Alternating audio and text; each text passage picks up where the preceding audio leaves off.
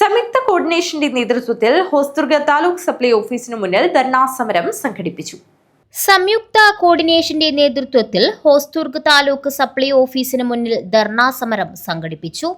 Ration വ്യാപാരികളുടെ വേതന package കാലോചിതമായി പരിഷ്കരിക്കുക, direct appointment system നടപ്പിലാക്കാനുള്ള കേന്ദ്ര നീക്കം ഉപേക്ഷിക്കുക, കേന്ദ്ര സർക്കാർ പൊതുവിതരണ സമ്പ്രദായത്തെ തകർക്കുന്ന നടപടികളിൽ നിന്നും പിന്മാറുക, വ്യാപാരികളുടെ വേതനം അതാതു മാസം തന്നെ നൽകുക, റേഷൻ വ്യാപാരി ക്ഷേമനിധി കാര്യക്ഷമമായി സർക്കാരിന്റെ പങ്കാളിത്തത്തോടെ നടപ്പിലാക്കുക തുടങ്ങിയ വിവിധ ആവശ്യങ്ങൾ ഉന്നയിച്ചുകൊണ്ട് കാഞ്ഞങ്ങാട് പട്ടണം ചുറ്റിക്കൊണ്ട് നടന്ന പ്രകടനത്തിന് ശേഷം ഹോസ്ദുർഗ് താലൂക്ക് സപ്ലൈ ഓഫീസിന് മുന്നിൽ നടന്ന ധർണാ സമരം CITU കാസർഗോഡ് ജില്ലാ പ്രസിഡന്റ് മണിമോഹനൻ ഉദ്ഘാടനം ചെയ്തു.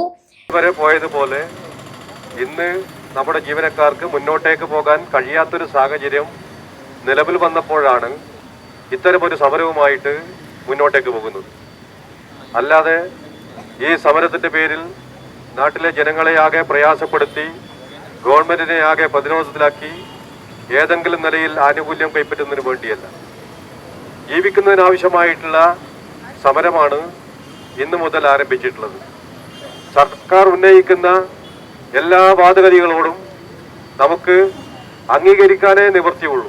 എ നടരാജൻ അധ്യക്ഷത വഹിച്ചു. യോഗത്തിൽ ജില്ലാ coordination convener P Sarath, K Sasidharan, CITU ജില്ലാ secretary Narayanan, K Rajendran, taluk coordination convener Damodaran M, Sabari Vazhunnoradi, Suresh Melangot, KC Ravi, Manikandan Kanhangad, Sudheesh Thampan Ori എന്നിവർ സംസാരിച്ചു.